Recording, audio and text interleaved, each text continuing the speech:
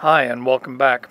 I guess this week the channel should be called DF Out of the Shop because I'll be spending the week in the town of Richards Landing, which is a small community about half an hour away from where I live. I'm going to be teaching a combined blacksmithing and traditional woodworking workshop during the week, and this is in conjunction with the Algoma Trad Music Camp, which happens here every summer. They're trying to get a folk school going and they've asked me to be a part of it. So I'm in the process of setting up. It's early in the morning and not too many people have shown up yet. This is the week of August 13th to the 19th in 2017. So if you're watching this video as I'm putting them out, you'll realize that the schedule this week is going to be a little mixed up. I'm not sure how many videos I'm going to be able to put out this week, but I'll try to keep you updated as to the work that I'm doing here. It should be fairly interesting. What we're trying to do is to have a couple of workshops that are going to start supplying the school with the tools that they're going to need. So the blacksmithing is going to start making tongs and the chisels and punches that you need to be able to do the work. And the woodworking is going to be involved with building basic workbenches, and also want to start building a set of bellows for the shop eventually when they do get around to building one.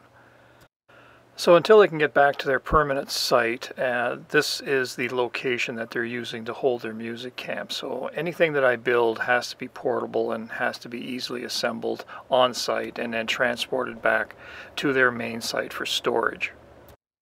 My CNC anvil system was specifically designed with this project in mind. Along with the main system that I had cut out, I also had a couple of smaller anvils cut out from the same plate, and you can see them here. I always intended to mount these on plain wooden benches so they'd be easy to set up.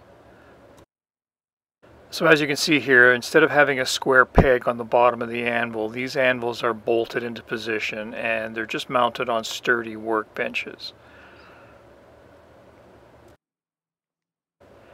And here's the mounting plate that I'm using. I have them slotted so that they can be easily moved from right to left-handed, however you want them set up.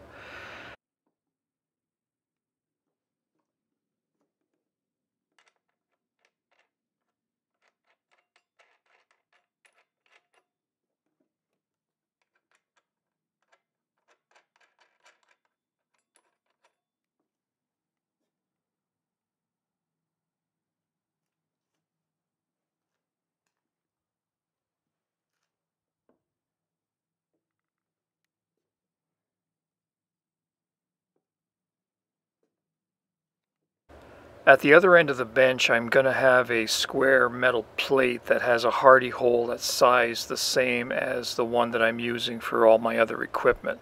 So again, everything that I have will be able to just plug into any unit that I have on site.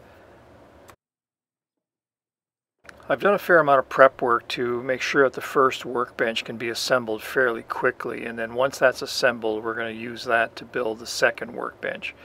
So these pieces are the parts that we're going to use for the second workbench, so they still need to be laminated and have all the work done to them.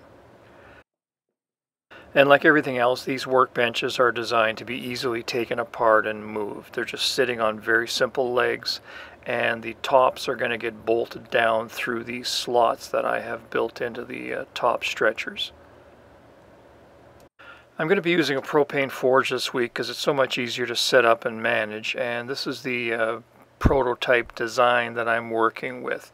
You'll see more on this later. This again is just an idea that I'm trying out, and we'll fine-tune it this week, and I'll let you know how it turns out, of course.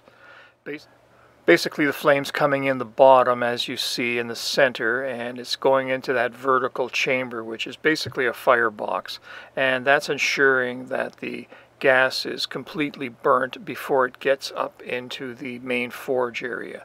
I think the problem with a lot of forges today is that 90% of the gas that's being injected into them is burning outside of the forge, which of course does absolutely no good. I've made quite a few forges with this type of a design, and they're very efficient. They use very little gas because you're burning absolutely everything that's being put into them. So I'm kind of hopeful for this design. It's a double-ended design, so several people can be using it at the same time, and it's very light, of course.